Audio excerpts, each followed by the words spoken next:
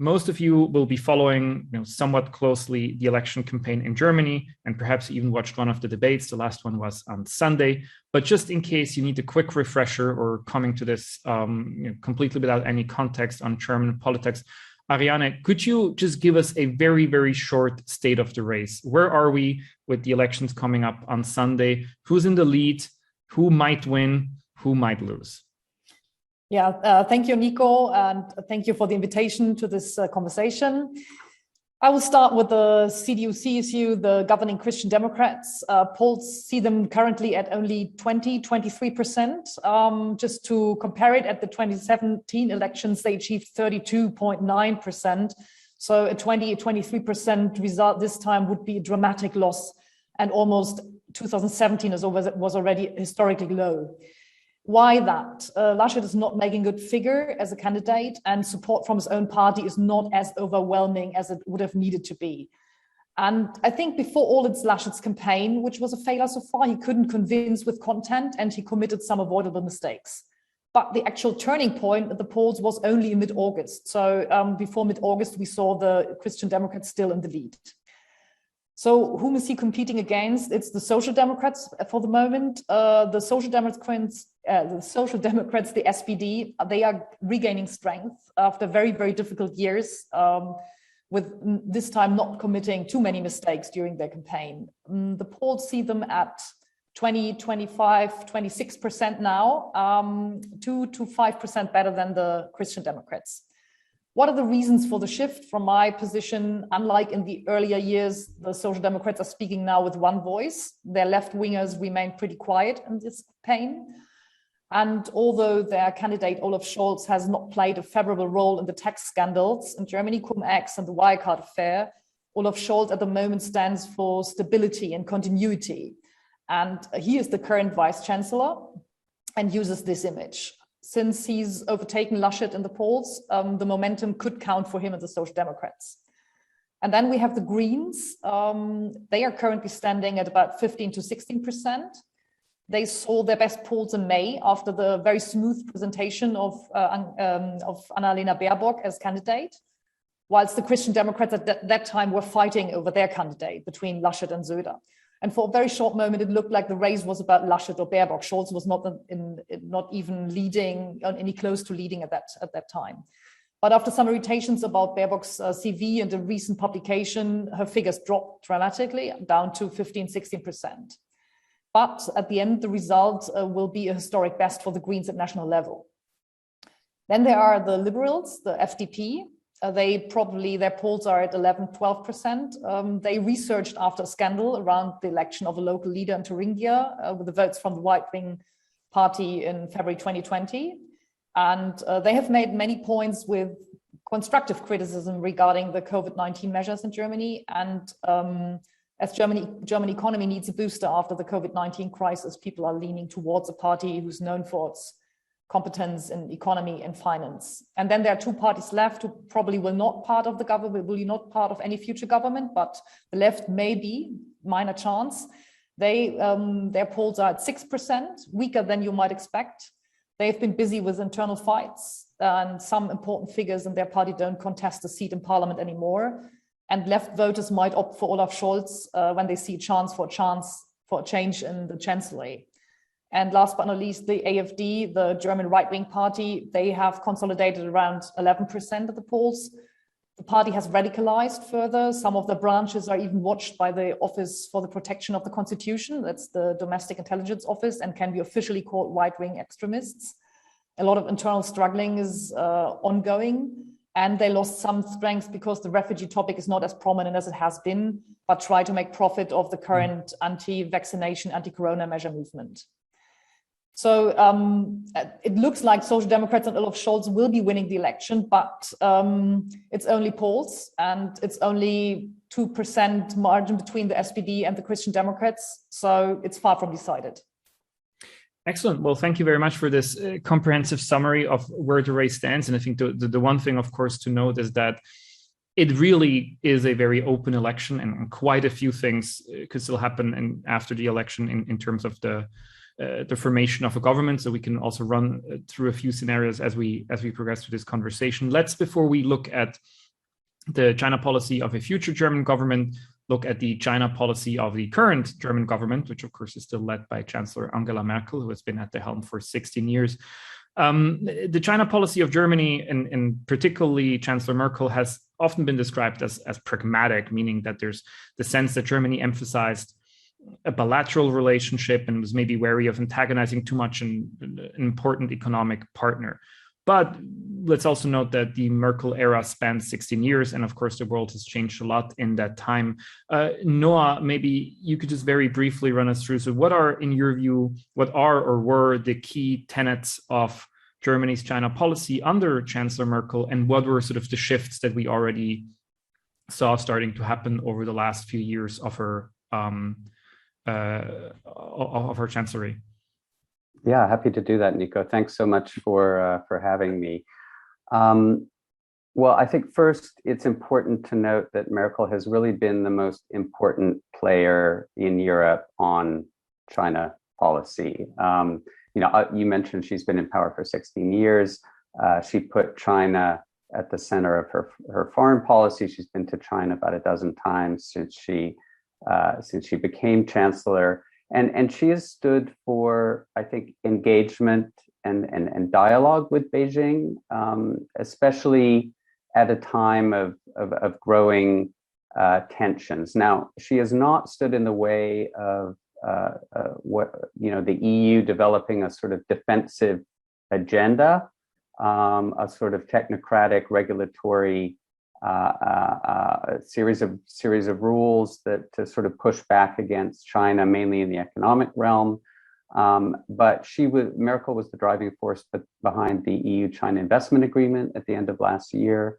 And when that deal sort of began to fall apart in March, when there was an exchange of sanctions between the EU and China, she stepped in, got on the phone with Xi Jinping, to sort of keep the damage under control and keep the relationship on track.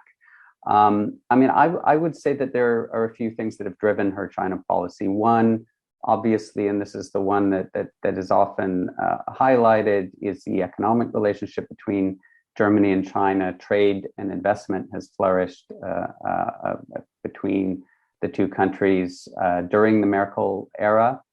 Some of the biggest German companies, especially the car makers, are heavily invested in the Chinese market. I think another factor driving her policy is that Merkel has tried to sort of position Germany as a bit of a mediator in the US-China competition or confrontation. Her mantra has been no new Cold War, no division of the world into blocs. So that has also been a sort of driver of her approach. And I think there was also some hedging going on in Germany and more broadly in Europe. Germany was traumatized by the 4 years of Donald Trump. There is concern about whether the US is a reliable partner. And I think we've seen over the last few weeks with Afghanistan and with this Australian submarine deal, those concerns exist under Joe Biden as well. And of course, there's concern about what happens after Biden. So I think these are what have driven Germany's China policy under Merkel. And we can, I'm happy to talk about the prospects for change under a new government, but I'll stop there. Thank you very much. And we'll definitely get back to many of these issues as they relate to the new German government, whenever that will be formed and how it will look. But let's maybe look now also briefly again, Ariane, at the campaign itself, which is still ongoing. We can preface this by saying that China and even generally foreign policy was not a huge issue.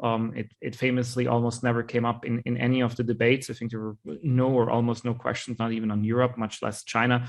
But still, you actually wrote a very interesting analysis on how the different parties that are competing, and you ran us through all of them before, are positioning them on different China issues. So tell us a little bit how important China was as a campaign issue and if there were any notable sort of things that you took away from how the parties tried to position themselves on it.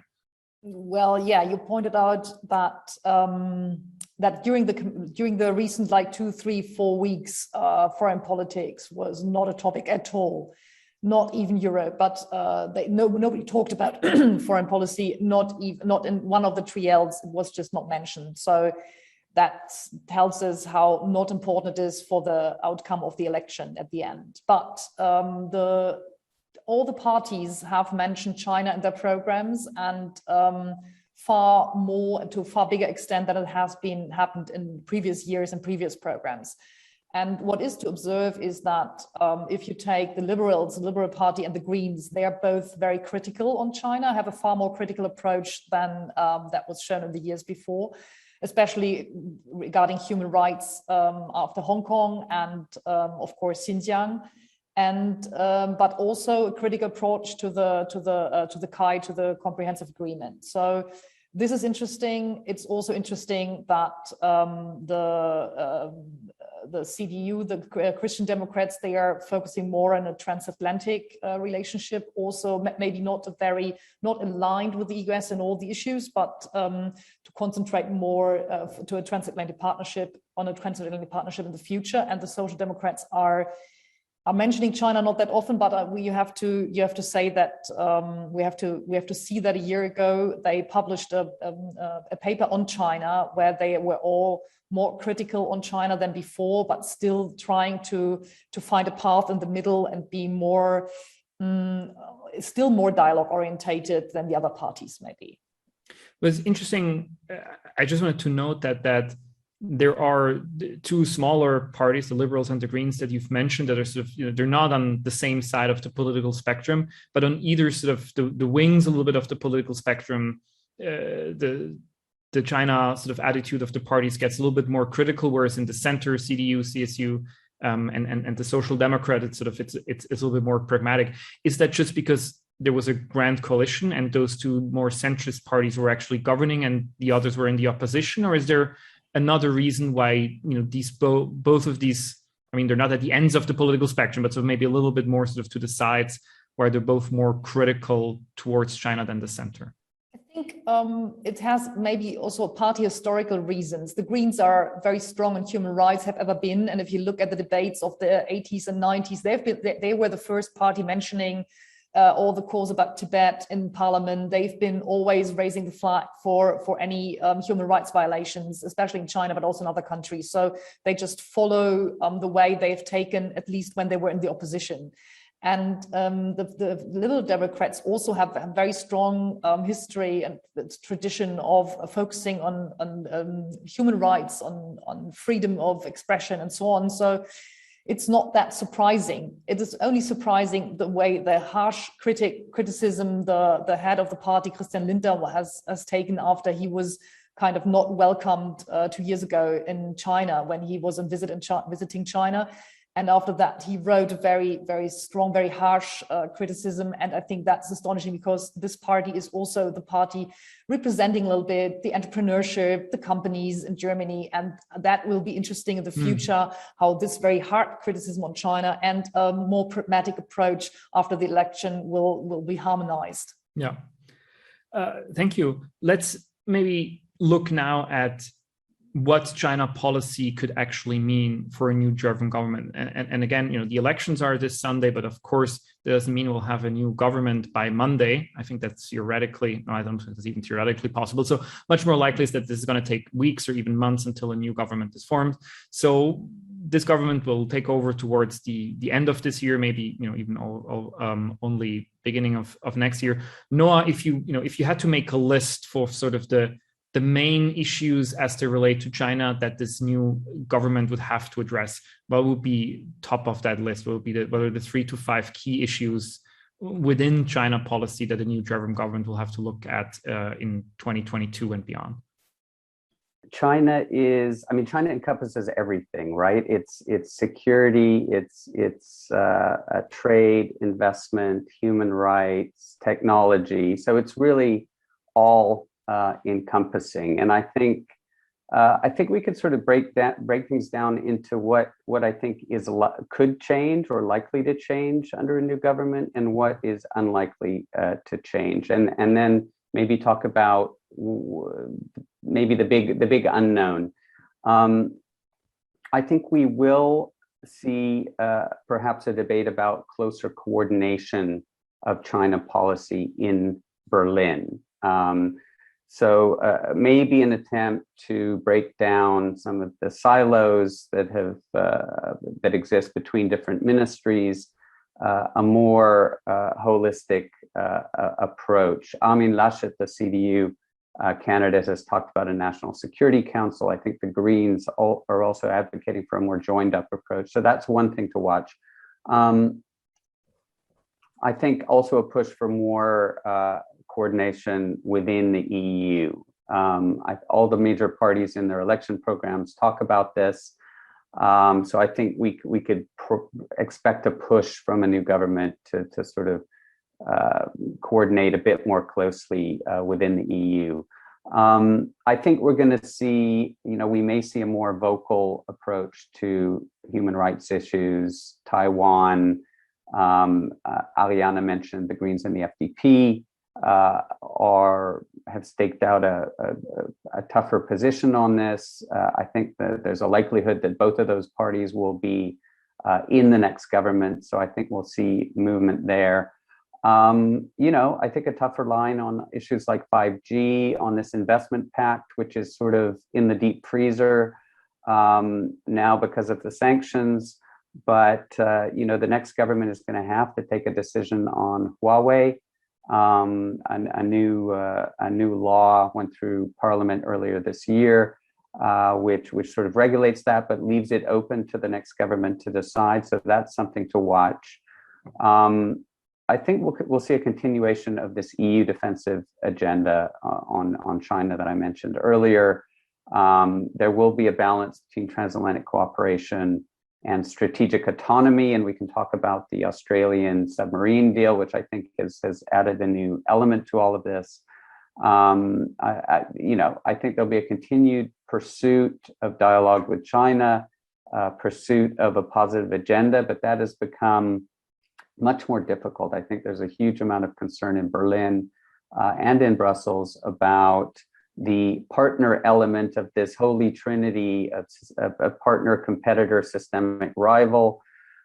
This is how the EU has defined the relationship with China, but the partner side is becoming increasingly difficult to define where the two sides work together. And climate is one area that is always held up, but that's not the talks on climate. I think that could be a growing source of friction in the relationship. I think the big question is really the economic relationship.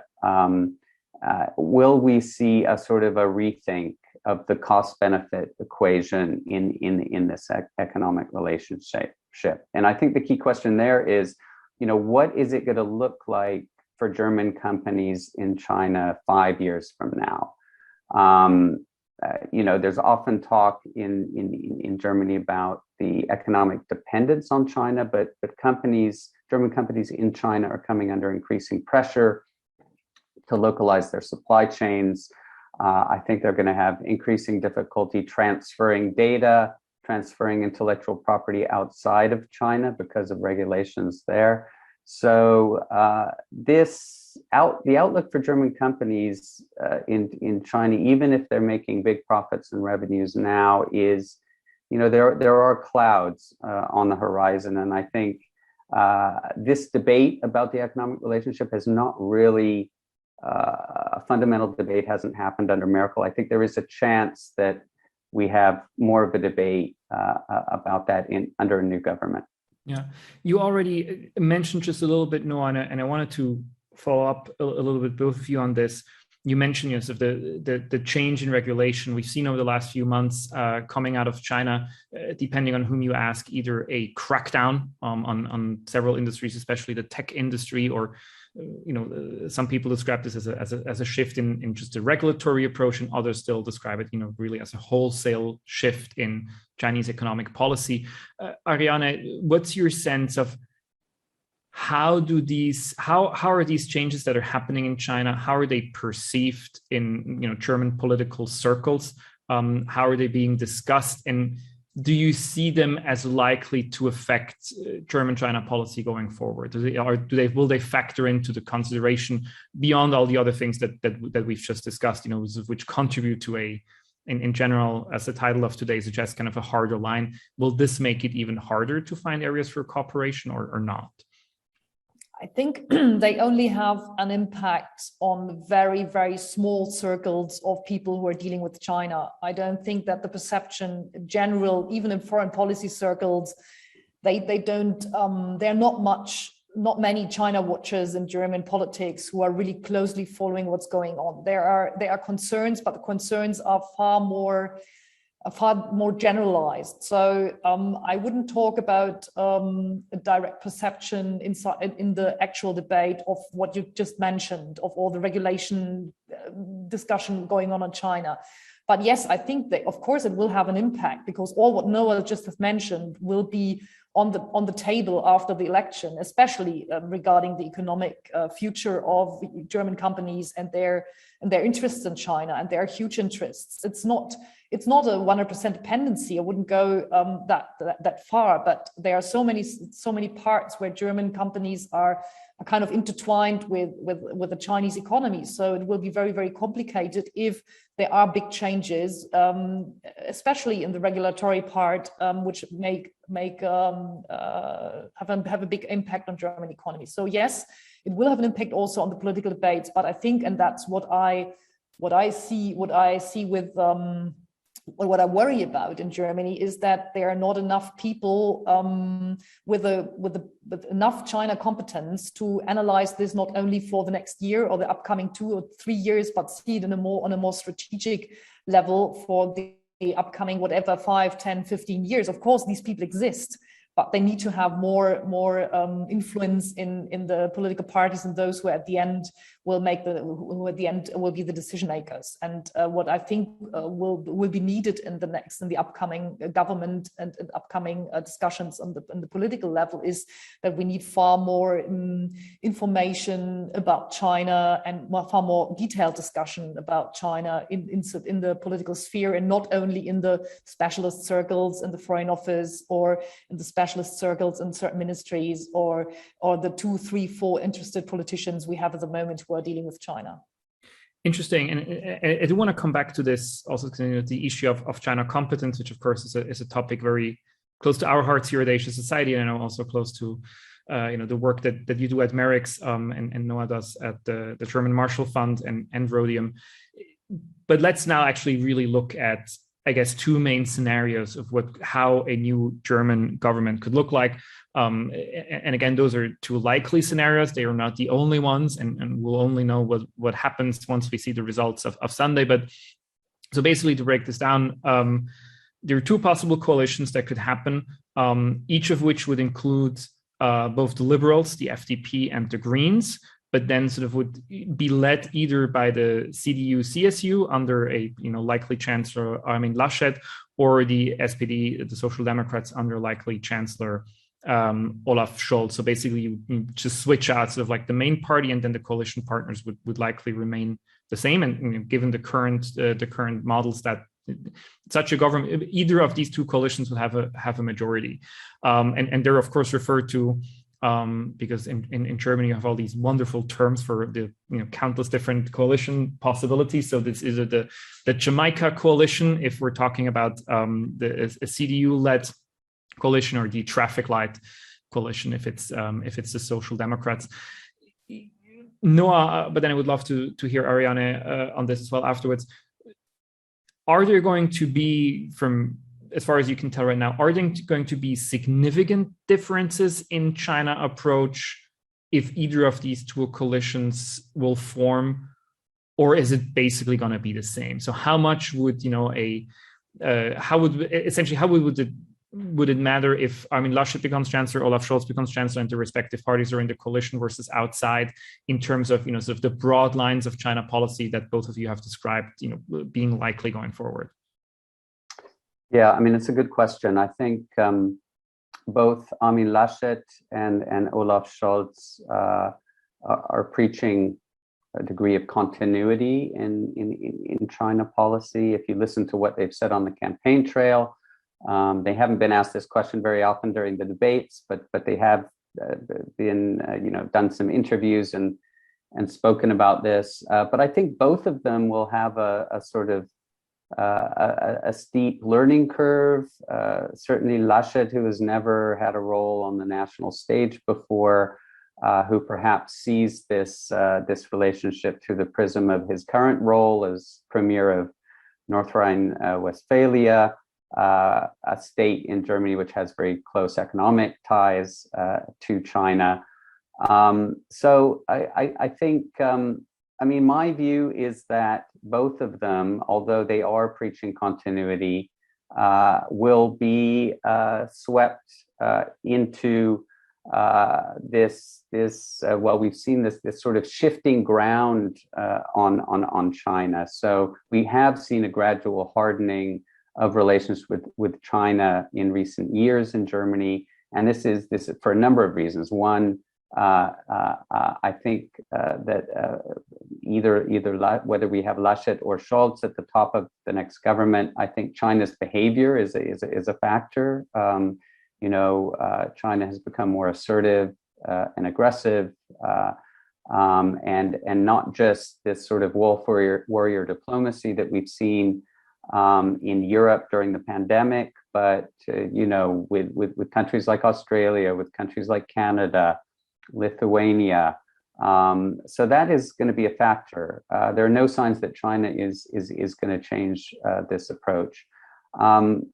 Also, the views on Germany, the views on China are hardening in Germany. I saw there was a poll recently that showed that 58% of Germans believe that the government should take a harder line on China, even if that results in damage to the economic relationship. So, although they're both preaching continuity, I think public opinion, the coverage of China in the media has become a lot more critical.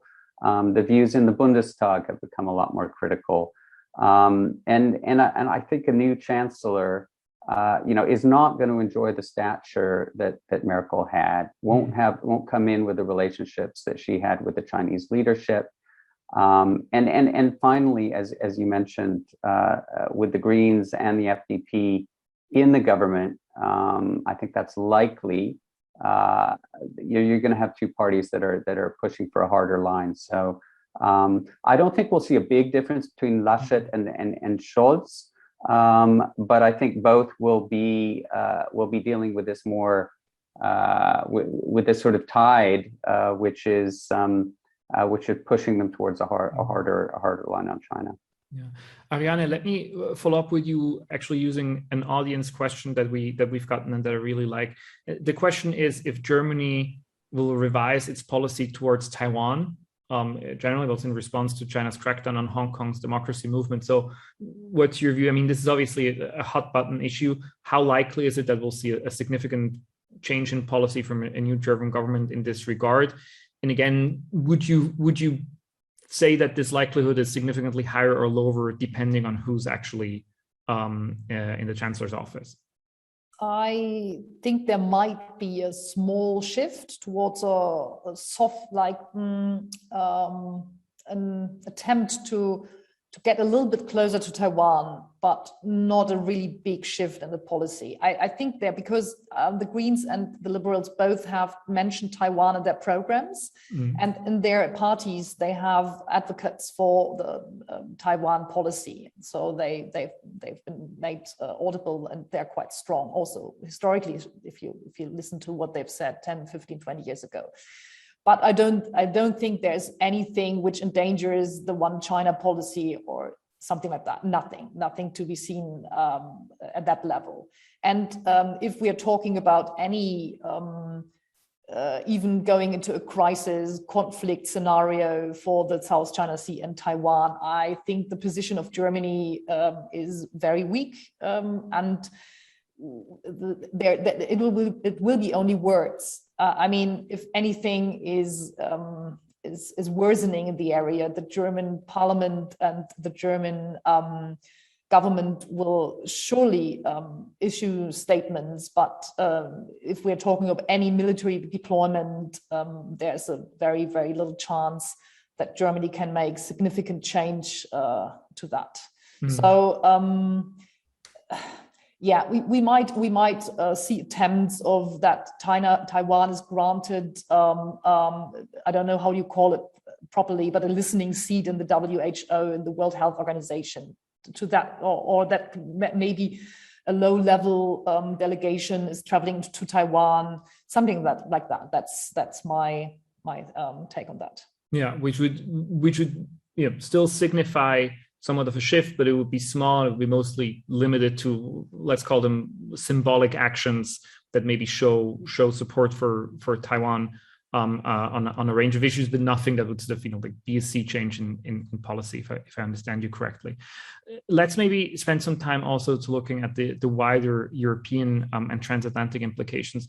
And I wanted to come back to something that, Noah, you said at the very beginning, which I thought was interesting. You said Merkel, of course, because she was chancellor for so long, has been chancellor for so long, and had this stature within Europe, she was the most important person within EU-China policy for the last year, certainly the last decade, if not longer. You also mentioned that whoever will succeed her will maybe not likely, at least at the beginning, have the same stature as she has. Now, if you look at this from a European perspective, there are also French presidential elections coming up in April of next year. We obviously don't know yet how they're going to come out. Who will be the most important person in European China policy a year from now? That's a good question, Nico. I mean, my sense is that Germany is absolutely crucial on this issue, because of the economic relationship, and I think whoever becomes chancellor is going to be the important player on European, in terms of helping to define a European approach to China, and also a transatlantic approach. But Macron is the incumbent. If he wins re-election in April of next year, then he will also be an important player. And I think we can talk a little bit about this Australian submarine deal, which has infuriated the French. But I think this presents Germany with some.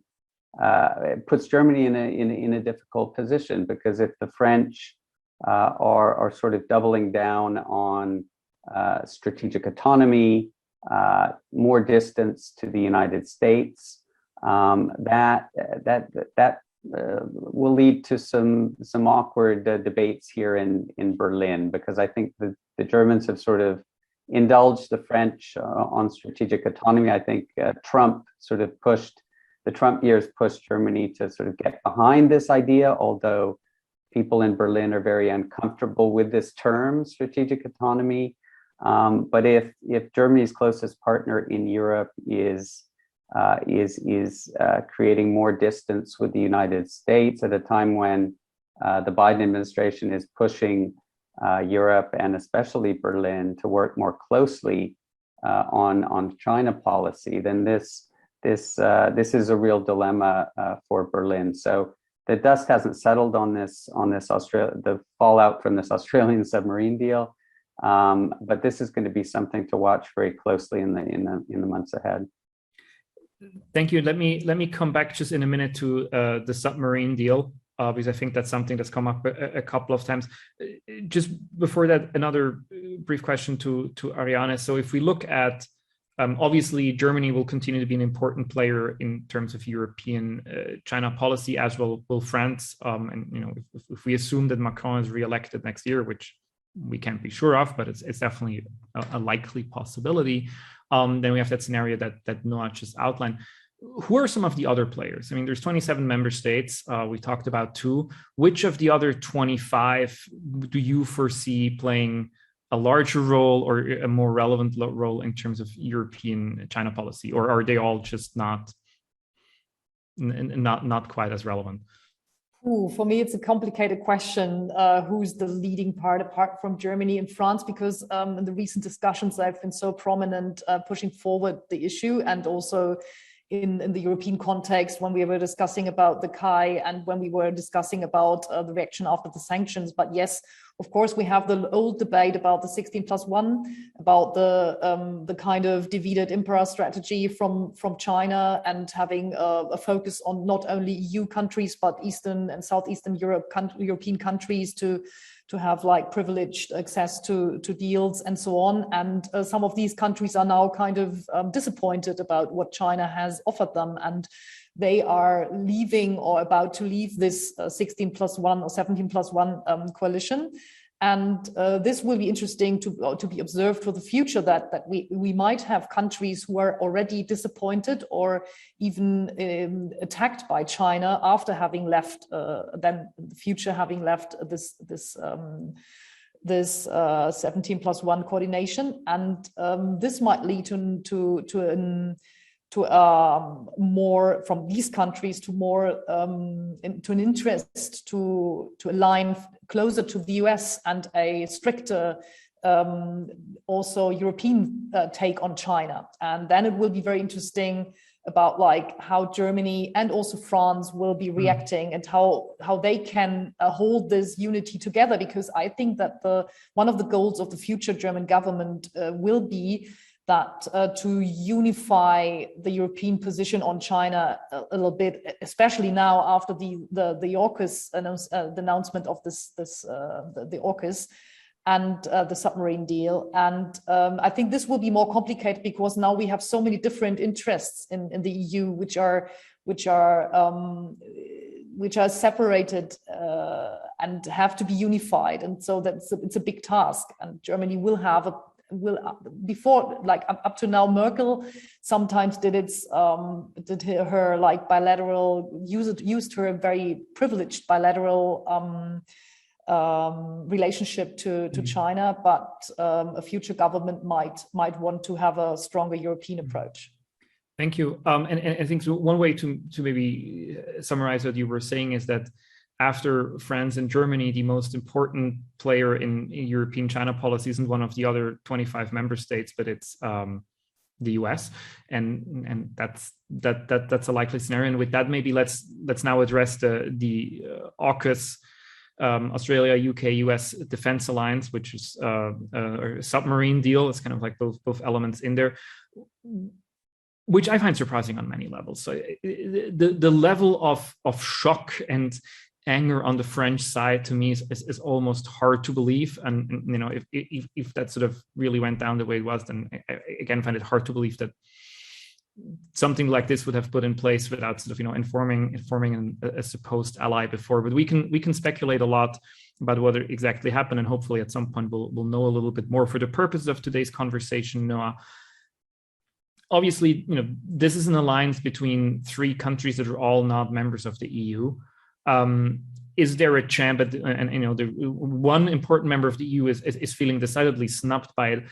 Is this a chance that can this spur the EU into action? So is AUKUS going to be, you know, sort of a trigger point for the EU to develop more coherence in China policy, more strategic autonomy, and sort of, you know, get its act together a little bit in this issue and try to develop a more active role in the Indo-Pacific? We should note also that kind of got lost, you know, in the whole AUKUS debate, but the EU also did present its Indo-Pacific strategy last week, which not a lot of people seem to know this because everybody was busy talking about nuclear submarines, which also says something about the strategy itself. But again, is AUKUS going to be, is AUKUS a sign of weakness for the EU, or could it also be a starting point to develop a more coherent approach?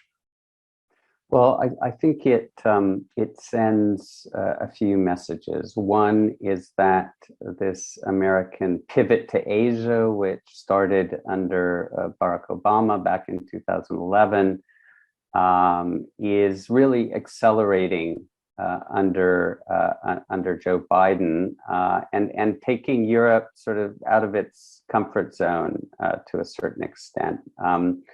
I think there's also a message that, I mean, the Biden administration has said we want to work together with Europe in pushing back against China. We want to work together with Europe in the Indo-Pacific, but this deal also sends the message that Washington is going to press ahead with this, with its foreign policy priority number one, and not necessarily going to consult with Europe on what it's doing. So I think it does raise some serious questions, questions that are being raised, especially in Paris, but certainly are also being discussed here in Berlin about, how is Europe gonna work with the U.S. on China policy? Is the U.S. going to consult with Europe, or is the U.S. just going to press ahead and do its own thing and expect that Europe follows? It's early days. I think the dust hasn't settled on this submarine deal and the French reaction to it. My sense is that the Americans are going to do their best to reach out to the French.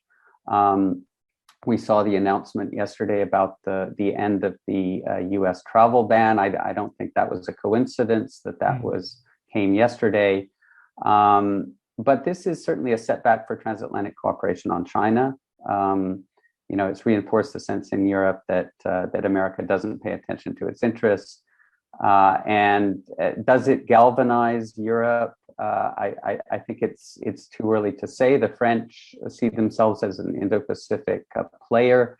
They have their overseas territories, New Caledonia, Polynesia, etc. So I don't think I think the French will be pushing Europe, will continue to push Europe to stay engaged. But transatlantic cooperation in the Indo-Pacific, certainly this has been a blow to that. Thank you. I want to spend some time on asking you guys also some of the excellent questions we've received from the audience. And just a note to the audience, if you haven't submitted a question yet, it's not too late. You can still do that using the Q&A function. But let me just turn to some of them we've already received, because I think there's a lot of really interesting things in there. So the first question, Ariane, I want to address to you from someone in our audience who is both a British and German citizen and who has previously lived in Beijing.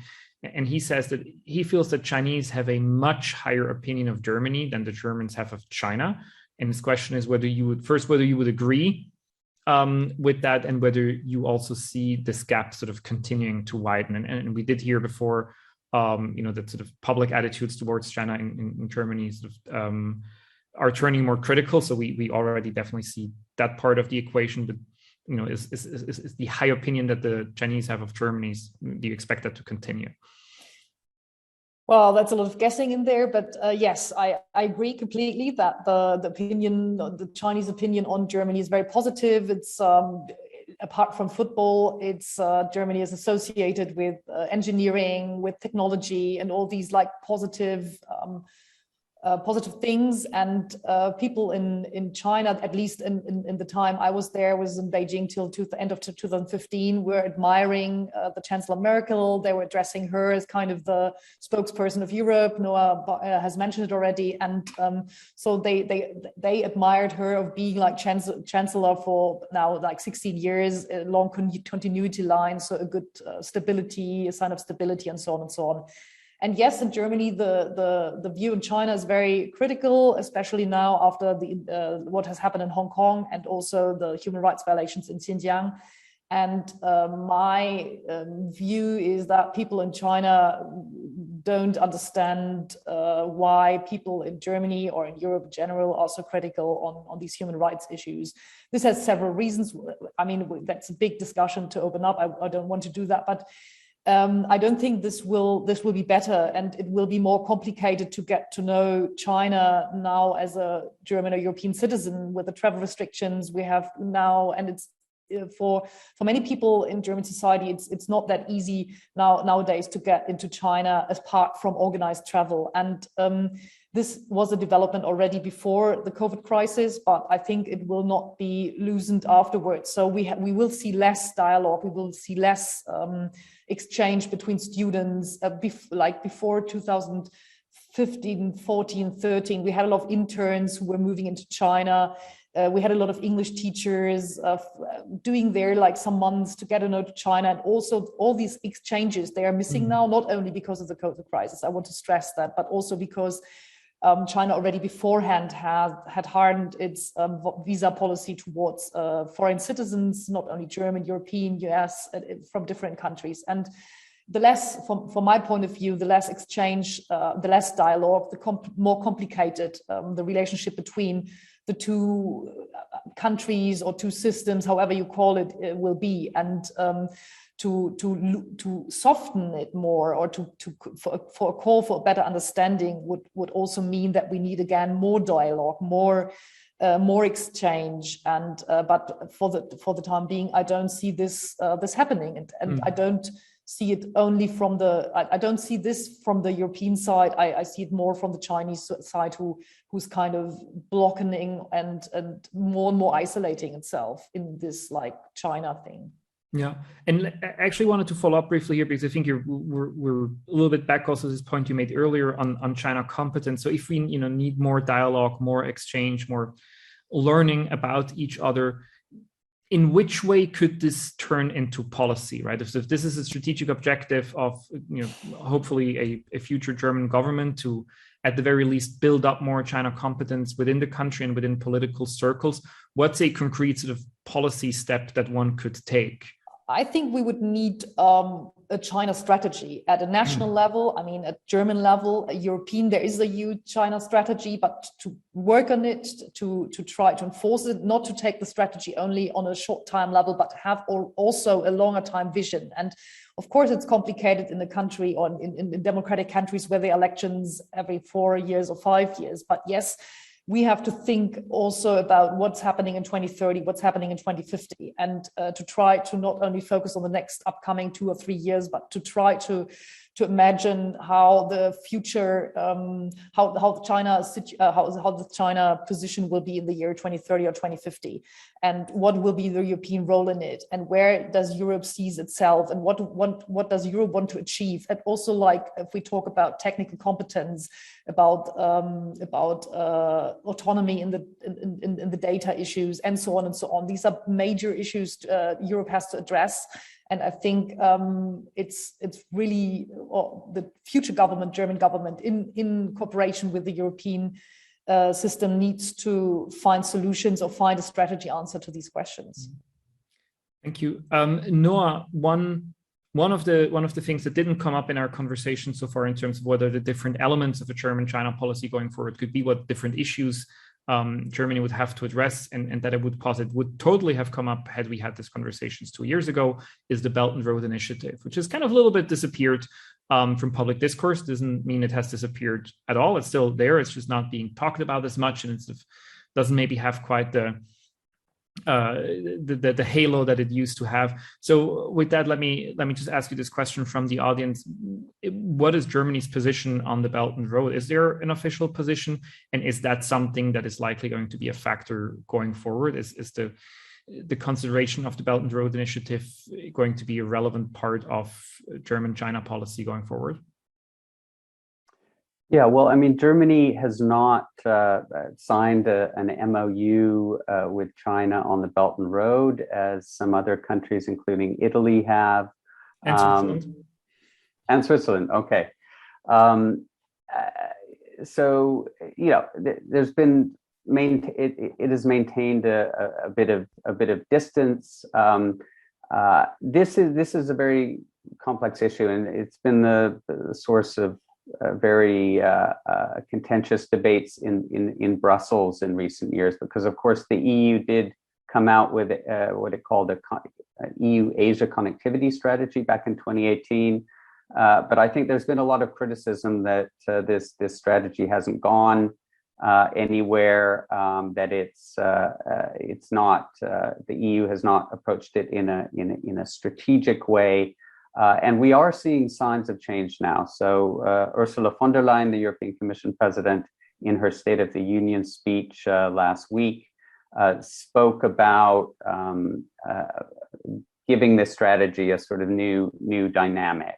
And it has a new name, Global Gateways. The G7 back in June talked about, signed up to this Build Back Better World idea, which is also focused on responding to the Belt and Road, offering third countries an alternative to China. I think the jury is still out on whether Europe can whether Europe can turn this global gateways approach that von der Leyen is now talking about into a coherent strategy, whether Europe can join up with other countries, including the United States. This is very complex. I think it's about finding the money. It's about finding some high-profile projects that that sort of changed the narrative, because the BRI has been a very successful sort of marketing campaign for a very diverse set of Chinese outbound investment, lending, etc. So I think Germany supports this EU approach. I don't think Germany sees it through a European prism. So we're going to see soon whether Europe can sort of get its act together and give this strategy real power in the coming years. Thank you very much. There's one audience question that I just want to quickly throw in, because it seems like maybe not likely, but interesting scenario. So one scenario, the questioner writes that apparently is being mentioned in the French press is that France could pull out of NATO over the submarine deal, which seems like a drastic move. And the question is, assuming this would happen, would that trigger a change in Berlin's relationship to NATO, or would that be too extreme for Germany? Ariane, you want to speculate on Berlin pulling out of NATO? No, I wouldn't. I mean, I think that will not happen, but I don't agree that that will happen with the French. But yes, everything Noah had said before and about the AUKUS, there will be still a lot of there's a need of a lot of discussions, not only in France but also between France and Germany, in Europe, within the NATO, between the US and France. So I think we will see a lot of discussions ongoing the next weeks, and then we see what's the final outcome. But yes, I think what we can say from what's going on in Germany is that as it's so fresh, nobody really has already a finalized opinion about what's going to happen. And even within the party, within the parties, for example, if you look at the Christian reactions of prominent foreign policy Christian Democrats, for example, you see completely different statements outgoing, like one saying, like Wadefuhl saying there is a need of European strategic autonomy, so aligning more with the French, whereas his party friend Röttgen says we should align more with the US and concentrate now more on the EU and on an EU foreign policy, which is watching closer what's going on in the EU and outside the EU, and not focusing anymore on the Indo-Pacific. So there are very different takes on that, and I think that is also the position. I mean, nobody has talked here in Germany already about such a drastic move as pulling back from NATO or something like that. But everybody in the government is playing it completely down. They had a very unexcited reaction to the AUKUS and saying, I think yesterday the Seibert, the spokesperson of the German government, said they would never comment on any arms deals of international partners, and that's the case here. All right, thank you both very much. We're almost at the end of today, so I do want to close with one question as we look forward towards first the election, and then, of course, the evolvement of German and European China policy. So given that China policy is very multifaceted, no, I think you put it very well before and said like it's basically everything, right? So there's a China angle to every foreign policy issue and many domestic issues as well.